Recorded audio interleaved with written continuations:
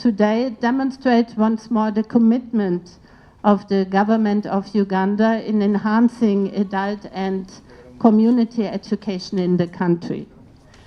The NALSIS was developed in consultation with other stakeholders and provides a mechanism for planning, implementation, evaluation of adult and community education programs. It helps to streamline coordination and collaboration in adult education. DVV International will continue its support to the Ministry of Gender, Labour and Social Development to foster the implementation of the NALSIS. Yes, this is the important program I'm talking about. Okay, so let me stop here. And once again, I say a very warm welcome to this important symposium. And I wish you fruitful discussions, experiencing, and for sure also some learnings. And yeah, so I'm happy to participate, and not only in the launching, but also later to our panel discussion.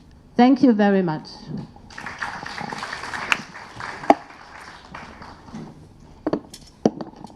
Thank you so much, Regional Director, for those remarks. And once again, kindly convey our appreciation to the entire DVV fraternity for the support and partnership with the government of Uganda in promoting literacy. Ladies and gentlemen, it's now my singular honor to invite the Deputy Chief of Mission for German, Your Excellency, to speak to us at this moment. A round of applause as we welcome His Excellency.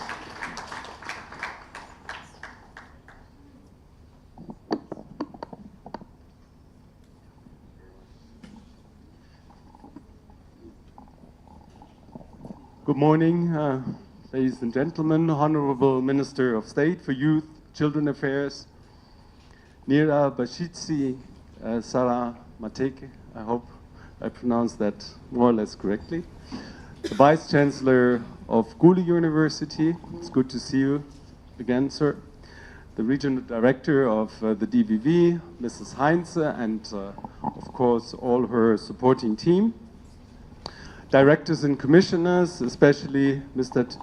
Tumo Visikye Everest from the Ministry of Gender, ladies and gentlemen, all protocol observed. Today we celebrate International Literacy Day, the day which is reminding us of the importance of being literate, that is the ability to read and to write.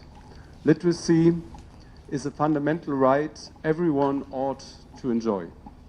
UNESCO has given this year's International Literacy Day the theme, Promoting Literacy for a World in Transition, building the foundation for sustainable and peaceful societies.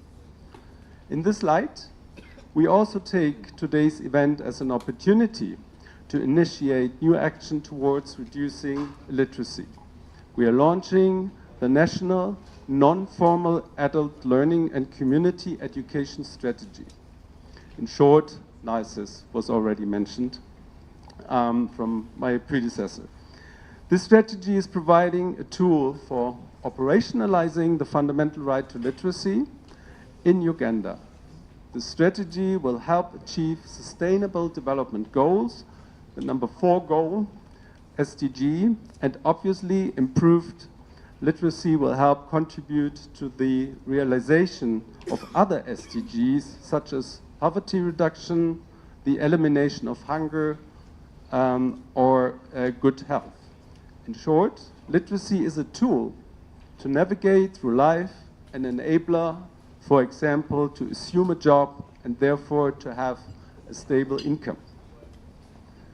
I'm standing here because a German organization, DVV, Deutscher Volkshochschulverband, tongue twister, International, has supported the Ministry of Gender, Labour and Social Development in the development of this new strategy for non-formal education.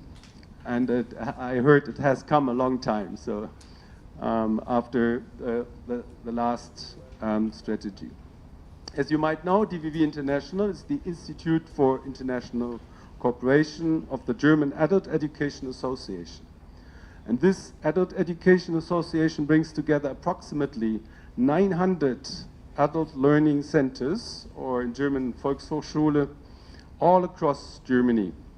These centers offer adult education at communal level. They offer courses, for example, in languages, social studies, culture, or IT. And they give also opportunities for teachers to teach. So, including my own mother, who was teaching for 30 years at one of these centers, and she loved it. Abroad, DVV works in more than 30 countries. DVV has been present in East Africa for more than 20 years now, and since 2010 operates an office in Kampala, from where it implements its activities for Uganda in coordination with the Ministry of Gender.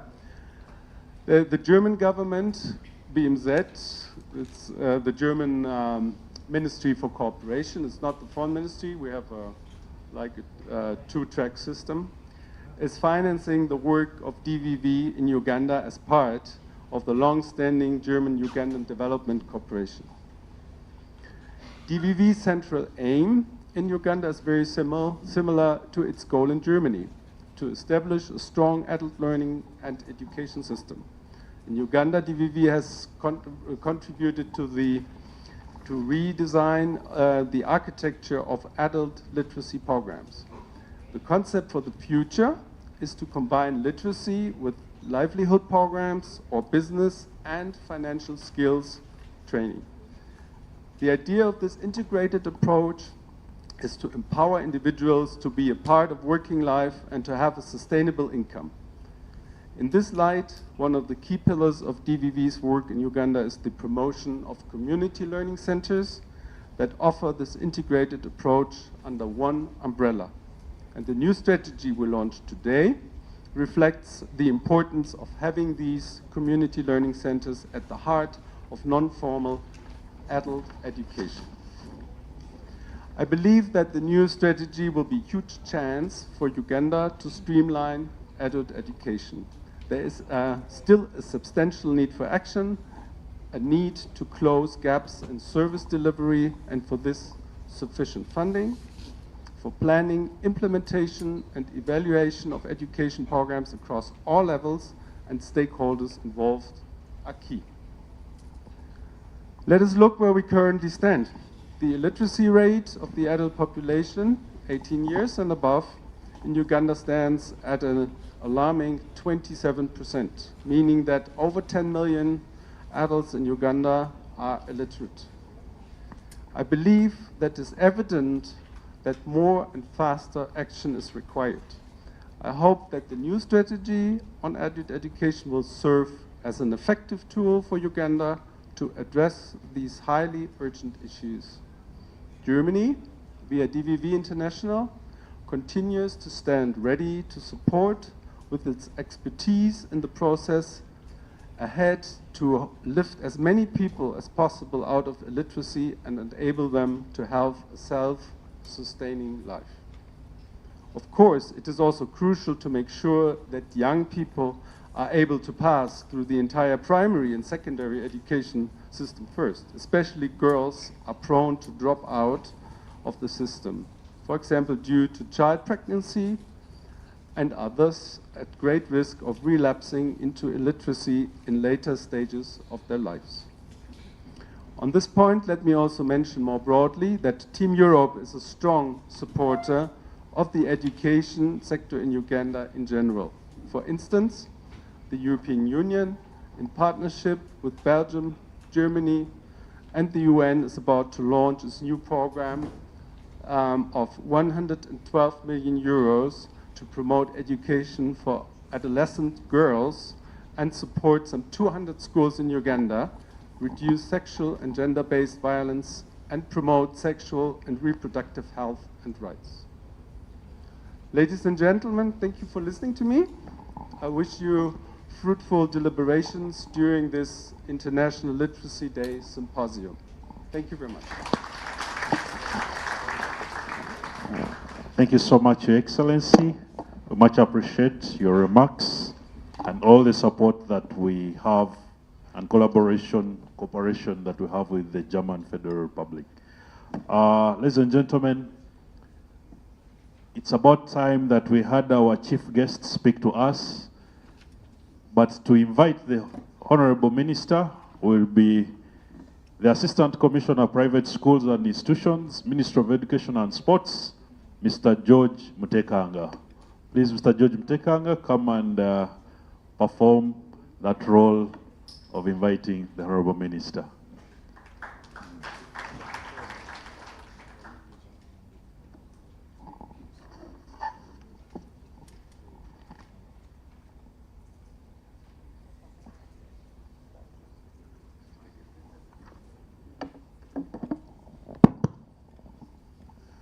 Our guest of honor tonight, the Honorable Minister, representing the Honorable Minister for Gender, Labor and Social Development, Your Excellency, the Ambassador, or representative of the Ambassador of Germany in Uganda, the Director of DVV and my friend, all the way from Tanzania, you're welcome. My colleague, the Chairperson, Member of Parliament, and my colleague, the Commissioner, all invited guests, ladies and gentlemen. I want first of all to apologize for the delay. I was caught up, we had another very important function coinciding with this one, but at least good enough I'm here. We say better late than never. Number two, I want to congratulate everybody and all stakeholders in this house for celebrating the International Literacy Day in style. In a special way, I want to thank my colleague, the chairman of the organizing committee, for mobilizing us and ensuring that we do a very good work. Just, I'm sure yesterday was another day, but on Wednesday we had a very good dialogue, and some of you could have heard about that dialogue, where we were able to discuss areas of concern that affect the literacy levels in Uganda. I know at the right time we shall have time to discuss, and since I'm also a member of the panel, I have been given a number of issues to talk about. However, today, in a special way, I want to thank everybody that is supporting the literacy campaign in Uganda. We want to appreciate the support that is being given, not only to the Minister of Education and Sports, but also to the Minister of Gender, Labor and Social Development, and other partners, to mention but a few. As government, and as Minister of Education and Sports, we want to thank very much for giving us that. The area of teaching and learning is basically our mandate, and we are proud that our mandate goes mainly to the school-going age. However, as you have realized, you said you talked of the learner in the adult learning at 74, 70. Is it 75? 79. Sincerely, that is not a school-going age. So, you're making wonders, and I want to thank you very much for that. So, what am I trying to say? Can we support each other as the ministries to ensure that everybody goes to school, so that we leave no child behind? Because at the end of the day, it is how do we bring everybody on board in order to achieve our sustainable goal number 4, in order to achieve our NDP 3 objectives, and even our 2040 Ugandan agenda. So, as the Minister of Education and Sports, we have several concerns, which I just wanted to mention.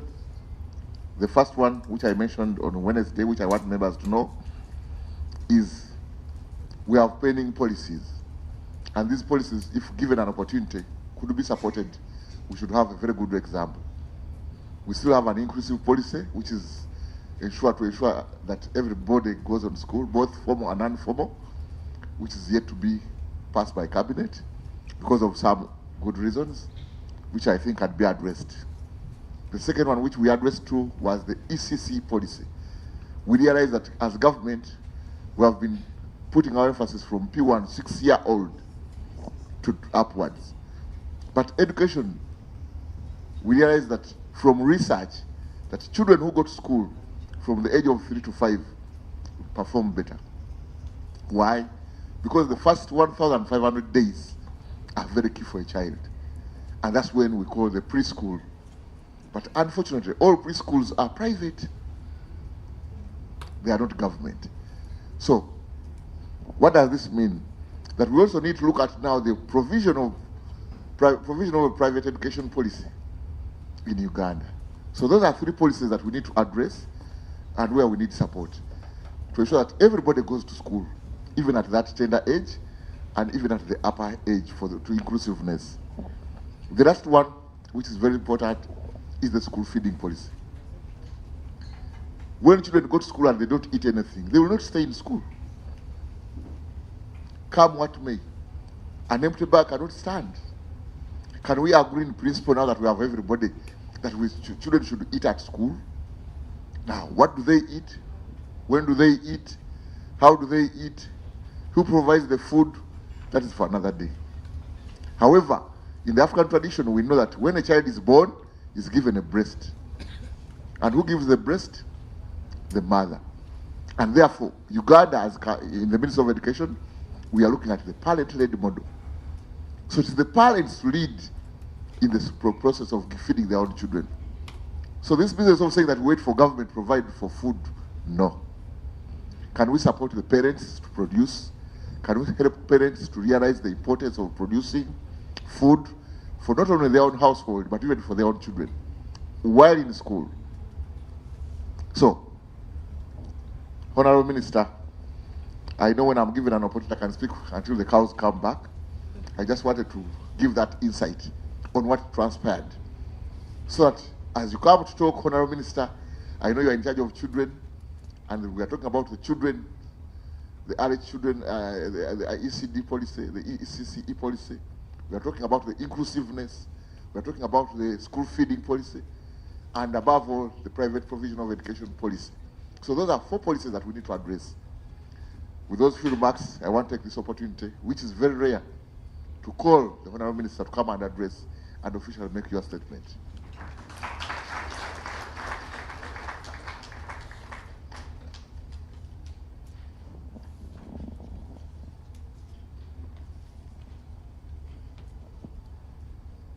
Cameraman, take this photo because I will not get another opportunity.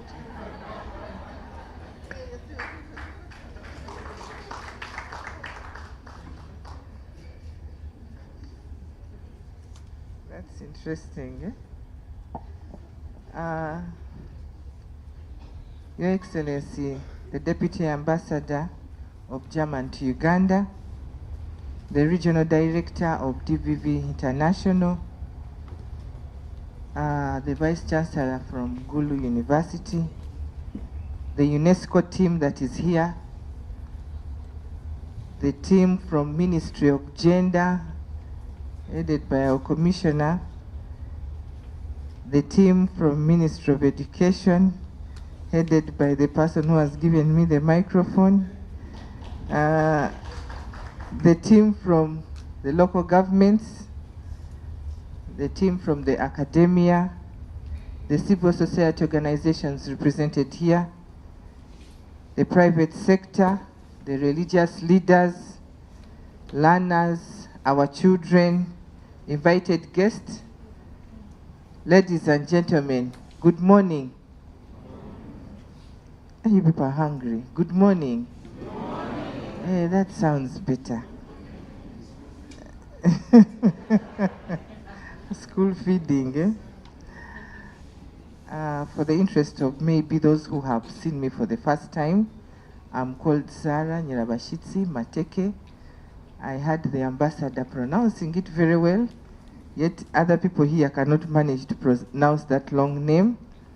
A member of parliament representing the people of Kisoro. Kisoro is 500 kilometers from here, from Kampala. And the Minister of State, Gender, Labour and Social Development, in charge of youth and children. And I'm very glad that I'm here this morning talking about literacy issues. I want to welcome you all in your various capacities to this occasion as we join the rest of the world to commemorate the International Literacy Day 2023. This 8th day of September 2023 under the theme Promoting Literacy for a World in Transition, Building the Foundation for Peaceful and Sustainable Societies. All of us are seated in this room because somebody somewhere supported you to go and see a blackboard, helped you to know that there is another world apart from our world at home, and we have to appreciate them. If you know you have somebody who helped you, you just appreciate and clap and thank God. Imagine, suppose somebody never took you to know how to read and write. Would you be here? Make a reflection and see where would you be, and see the village you come from. Make a reflection, those people you have left behind there, and see if you would also be like them, or you'd have to beat the odds. We thank God that you're here. I want to thank the Deputy Ambassador who has graced our National Symposium, and we thank you for the support and DVV. On this day, government and partners reflect and take stock of the key achievements that we have registered towards eradicating illiteracy. Additionally, we identify the outstanding challenges and the strategic actions for accelerating national growth. It is also an opportunity to unite, network, and mobilize for meaningful change. According to the UN Commission on Human Security, education deprivations are particularly serious for human security. Without education, men and especially women are disadvantaged as productive workers, as fathers and mothers, and as citizens capable of social change. I just want to say that gone are those days when somebody would write for you a letter. I used to see it. There is a gentleman from Kawale, I've seen my friend there, who used to act a very good play, The Late Ruth America, where somebody writes your letter because you don't know how to read. You take it to the neighbor for the neighbor to read for you, and the neighbor interprets opposite. The man has written saying, I am busy, I'm working, I'm looking for money, I have sent you some little money to do this. The other one writes, I am very sorry, I don't want to find you in my home. I have got another woman. So this man decided even to take over this woman. By the time the other man came back from working, found that the man had already taken what? The wife. Because it was the other one reading the what? So we should get out of those old days. Otherwise, there is trouble. But gone are those days. People's security and the quality of life are put at stake if they are unable to read and write. Illiteracy are themselves insecurity. Illiteracy is itself insecurity. And illiteracy is insecurity to the beholder. Education can give people freedom to promote their human security and that of others. Literacy is important in promoting peaceful coexistence, understanding, and equally cross-cultural awareness and effective participation in the democratic process. To sum it, illiteracy is a prerequisite for peace. If this woman knew how to read, she would have kept her home. So we need that so that we can keep our homes and we coexist. Ladies and gentlemen, we can all agree that literacy is an essential skill necessary for human beings to attain fully productive lives. According to UNESCO global data, about 774 million adults lack the minimum literacy skills. 1 in 5 adults is still not literate, and 2/3 of them are women. By the study from UBOS, Uganda Bureau of Statistics, in 2018, it established that the literacy levels for individuals aged 18 and above in Uganda stood at 73.5% among the males and the female. The male were 73.5%, while the women were 77.7%. It was 57.4% in urban areas.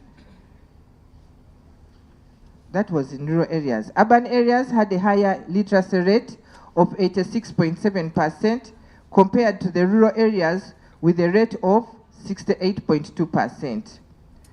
For regional representation, Kampala had the highest literacy rate at 93.3% for both males and females, while Karamoja had the lowest at 26.8%, 37% for males and 20% for females.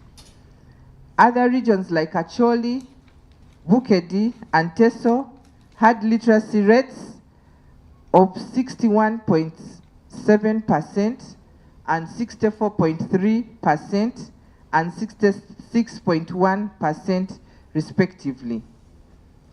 Among older persons aged 60 years and above, 80% of women are illiterate compared to 41% of men, while 64.7% of the persons with disabilities aged above 13 years and above have not completed primary school. With this background, literacy remains central to our national development agenda.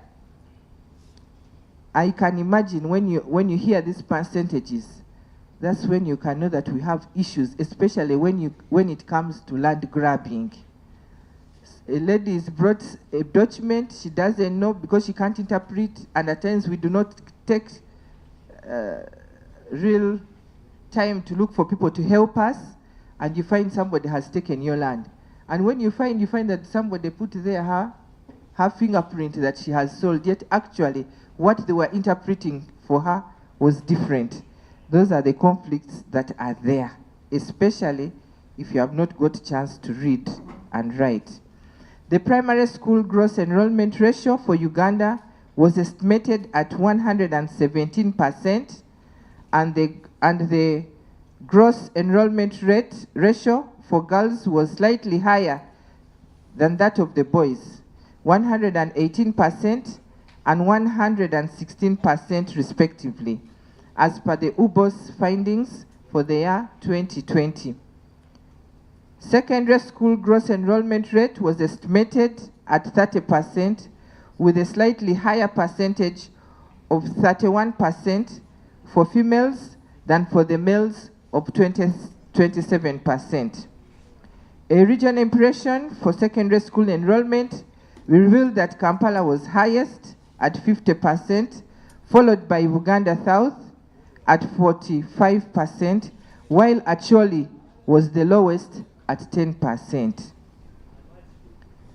The government of Uganda remains committed to addressing the above disparities and promoting literacy as a vehicle for sustainable development. Programs such as universal primary education and universal secondary education have expanded educational access, while adult literacy programs have been implemented to provide basic education to adults who missed formal education. However, dropout rates have remained high for UPE and USE programs.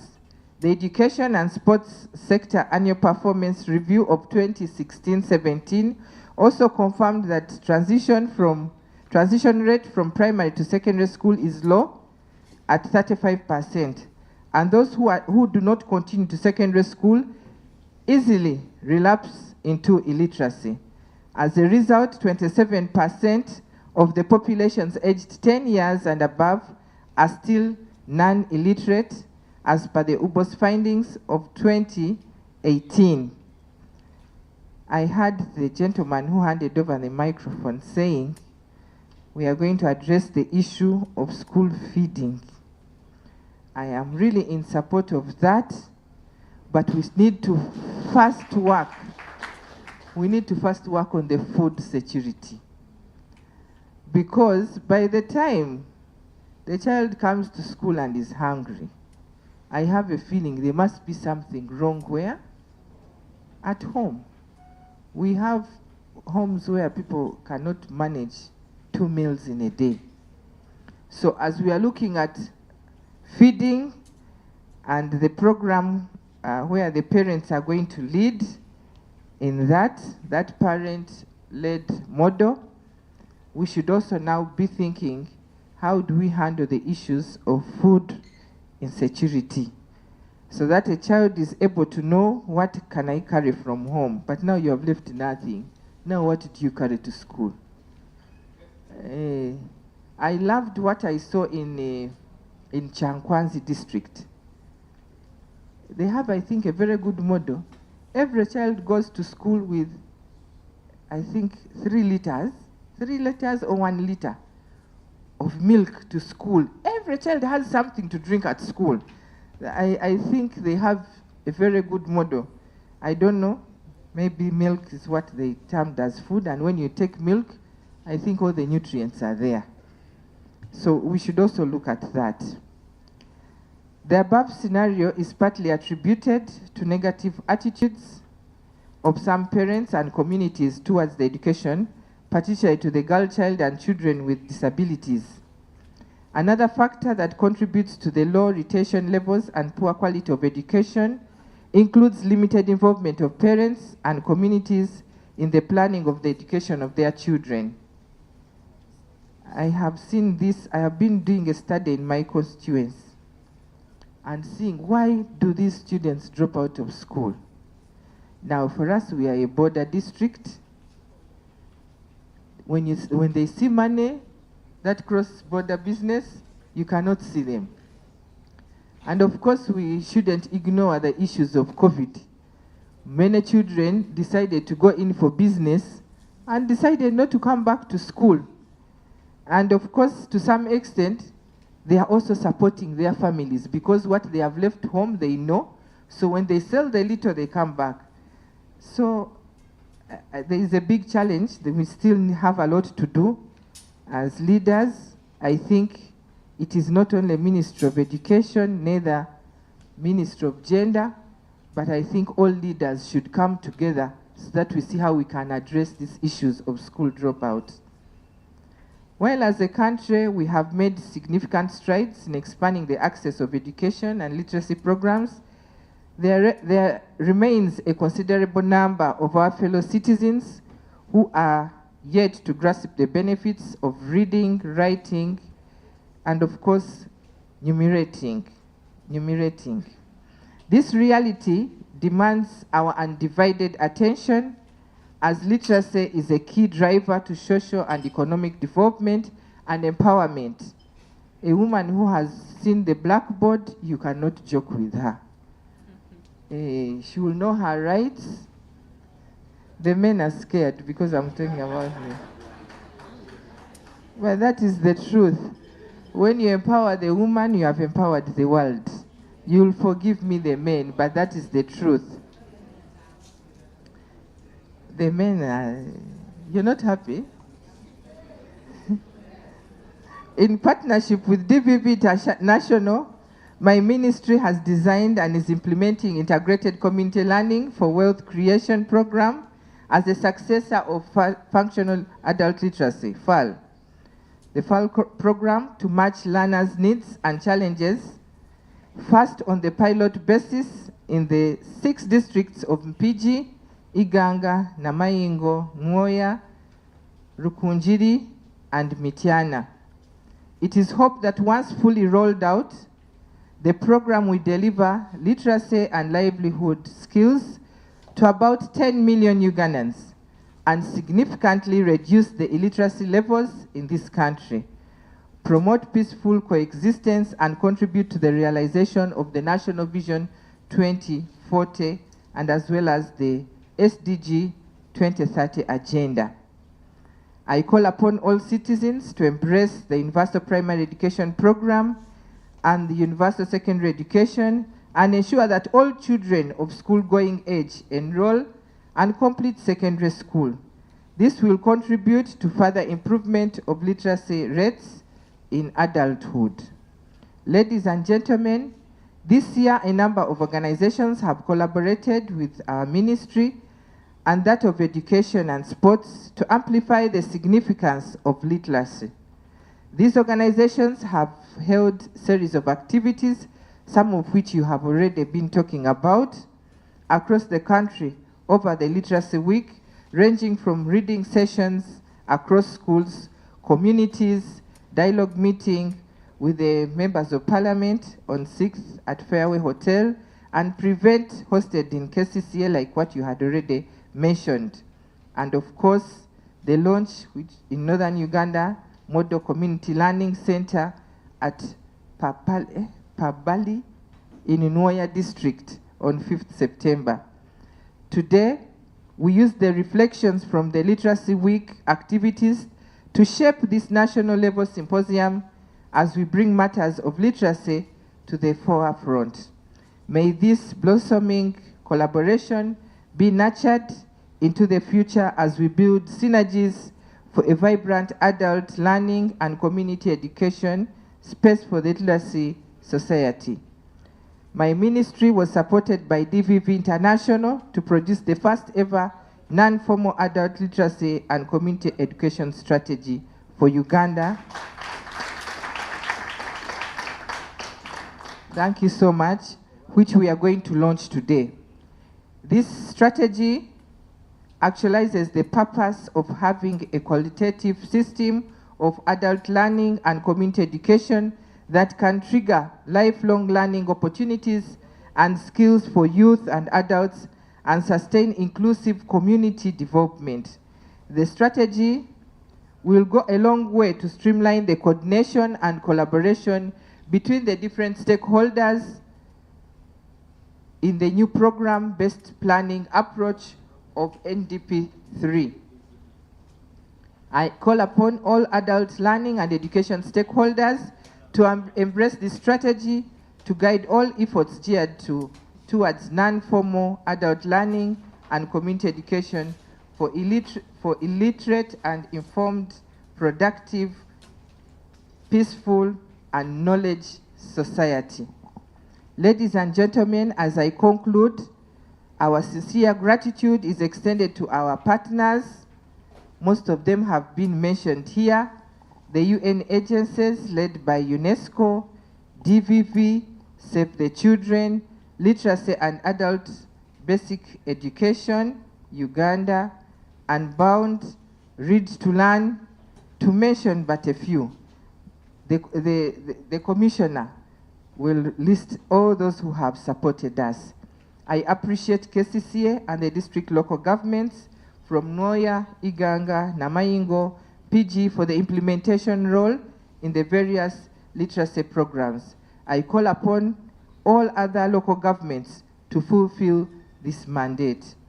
I urge all of you to continue holding the light until every Ugandan can read and write. It starts with you at home. All of you know where you come from. Can you help those ones you left in the village so that they can read and write? Otherwise, by the time you go back, you'll find when they have signed and even the bija, they call them a bija, when they have already been surrendered. So you better do something. They call them a bija. You will find when they have given out even the graveyards of our great-grandmothers and fathers. So I beg you that at least do something. It starts with you and me so that we can change this society by empowering our people to move to another level. At least if they can read and write, then you're sure that even when they go to these associations of saving their money, they will not be cheated because they will have learned how to count, they will have learned how to write, they will have learned how to read. even encouraging them. By the way, there is not, I'm sorry, those who don't believe in the Bible, but when you begin reading the Bible, you know that you have now learned how to read. Let me stop there. I wish you a peaceful, I want to take this opportunity to thank you once again and thank His Excellency, the Ambassador, Deputy Ambassador, and your team, Ministry of Education, for also being part of us. I wish you a peaceful International Literacy Day for God and my country. I may not be with you up to the end, you'll forgive me. I have another function that I have to go and attend. Thank you so much. Thank you so much, Honorable Minister. We appreciate you for setting us rolling. We are going to have a busy day indeed with the symposium. But before you go, Honorable Minister, you'll allow us just 10 minutes to do 3 processes. 1, we shall be screening a very short video on community learning centers and testimonies. And 2, we shall have an highlight of the strategy you just talked about.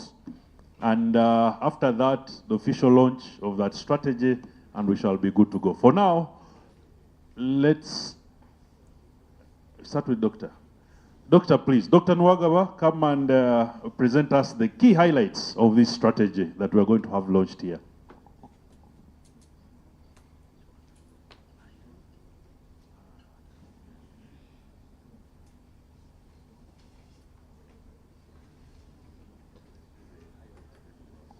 So we are going to do, because of time constraints on, the minister has another event that has already started, but let's have the key highlights of the strategy, then we have it launched. We shall watch the video after that.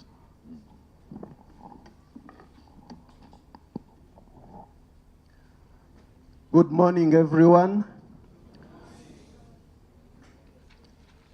Honorable Minister, His Excellency the Ambassador, the VC, Gulu University, the PS. One thing I have not learned very well is arranging people according to their protocol. So let me simply say all protocol observed. I will try to be brief. There is a presentation that can be accessed by those who are interested. So I'll just summarize in the interest of time.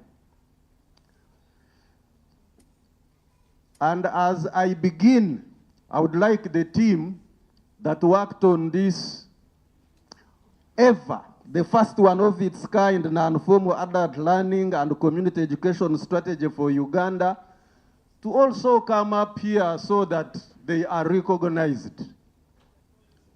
Very quickly, I don't want to spend a lot of time. Those of you around, kindly come here and let me also copy from the official from the Ministry of Education and request for a photo moment for the team.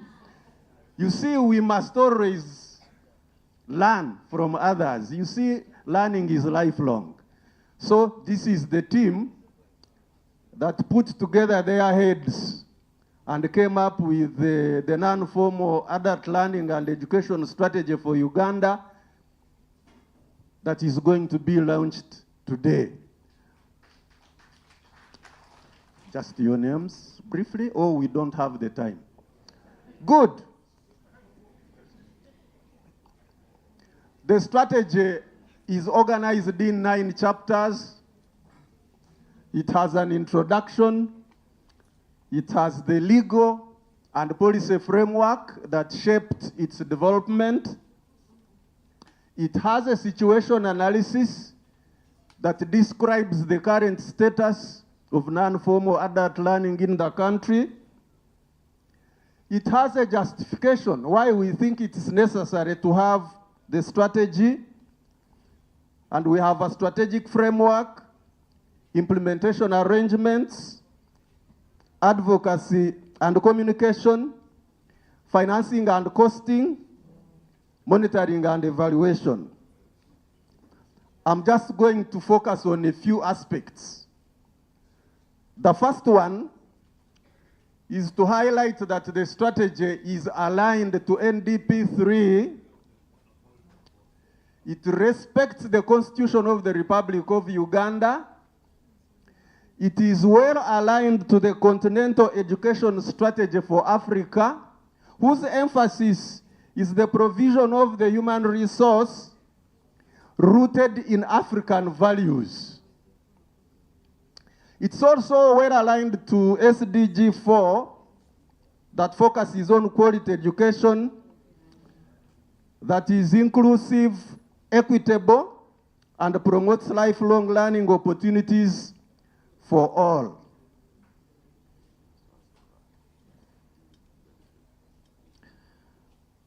So, as they bring the strategy, I would like to just mention 3 things. This strategy is here to guide. It is also here to promote.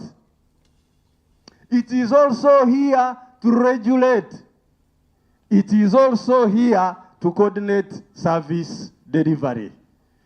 So those 4 aspects, each one of us as key stakeholders has a role.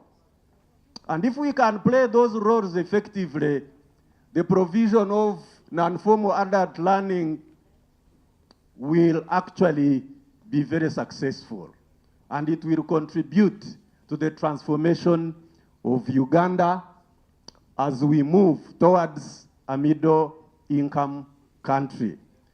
My name is Ephraim Nwagaba. I work for and with Kyambogo University.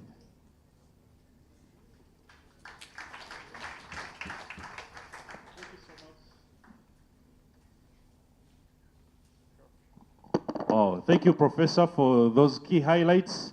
Ladies and gentlemen, we now are much aware about what we are going to launch. Let's move it in the middle there, so we have the benefit of the banner in the background. Honorable Minister, this is now to invite you along with the other guests on the high table. Let's first move it. In the middle. Let's place it in the middle. Yes. That's good enough. Yes, Commissioner Education, Professor Openjuru, please join the Honorable Minister in unveiling the strategy. And we shall do this. Lydia, I hope we have the pens, the marker pens to sign off. Okay, thank you, Harriet. We shall do this at the count of 3, Honorable Minister. 3, 2, 1, unveil. There we go. That is it. That is it, ladies and gentlemen. I thought we could have a better round of applause than that. Like we had, this is a monumental document, never here before, but now we have it. We can have the sign-off for our minister to officially launch this. For those who are watching us on TV, this is the non-formal adult learning and community education strategy. 2023/2024 to 2028-2029. Yes. We shall have His Excellency, the Deputy Ambassador for Germany, sign off the strategy. And there we are. A round of applause. Let's have Regional Director sign off. Yep. There we go. All the members here have been very, very critical in supporting this intervention, and I'd like to thank them so much. There we go. Let's have Professor Openjuru, please sign off. There we go. Professor Openjuru from Gulu University, the Vice Chancellor. There we go. And let's have Assistant Commissioner from Ministry of Education sign off next. Yes. Yes. This is a monumental moment for us because it lays the ground on how everybody will be brought on board in terms of literacy. This is a very key document. And lastly, Community Development and Literacy Commissioner, Commissioner Everest, please sign off. I know you had many sleepless nights over this, and now here you are, very successful to have this launched on such an auspicious occasion of the International Literacy Day. Very good. A round of applause to everyone now. Thank you so much. That brings us to the end of that session. Ladies and gentlemen, some group photo, please.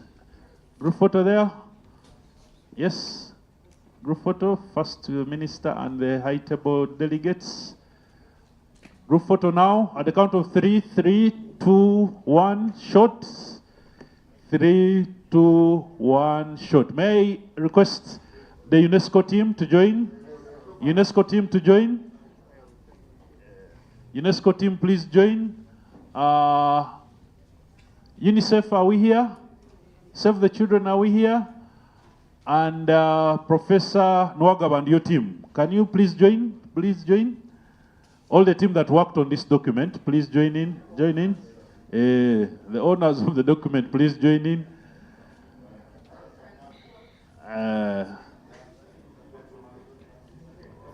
There we go. The count of 3, 3, 2, 1, shot. 3, 2, 1, shot. Thank you so much. Do we have some learners here? Please, learners, come and take a photo with the Honorable Minister and the Honorable Minister. Just one more photo. Just one with the learners only.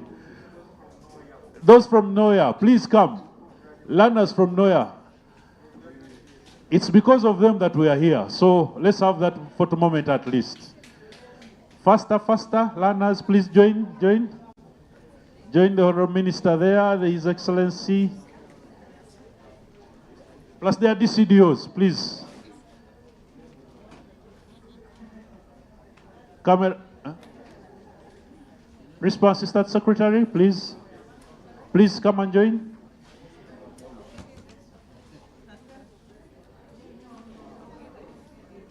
Will they be seen?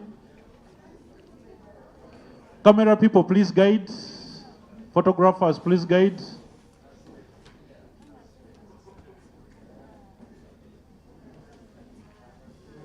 Wow. Okay. Very good. This is a monumental photo, I can tell you.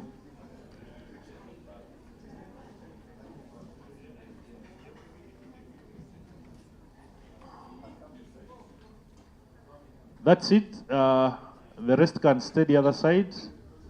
Okay, yes, very important. Lifelong learning. Okay, we are taking the photo now.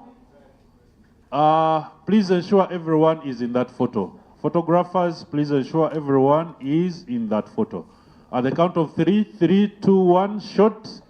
Lastly, 3, 2, 1, shot. Thank you so much. Members, a round of applause to the Honourable Minister for sparing time. His Excellency, thank you so much. Regional Director, thank you so much. The two commissioners from Gender and Education, thank you. Ladies and gentlemen, this is to invite you for quick tea. Please, if you have not had tea, pick it, come back as we proceed with the program. There is tea being served in the garden. Please ensure that you have a cup of tea now. And please let it be a working tea because we are so behind time. See you after the break. Thank you.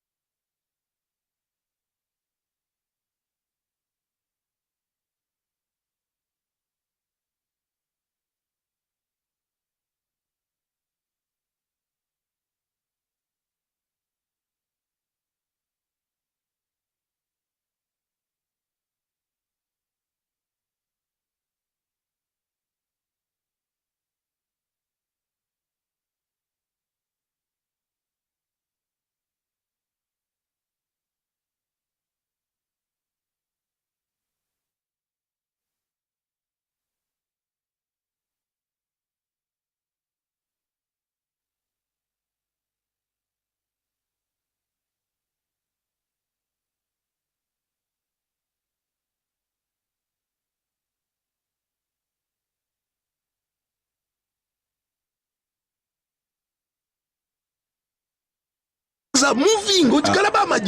Joko, I thought I was one of your friends. You are. But you left me behind. I didn't leave you in poverty. What you do, just visit your LC2 chairperson and your parish chief and start the process of economic transformation.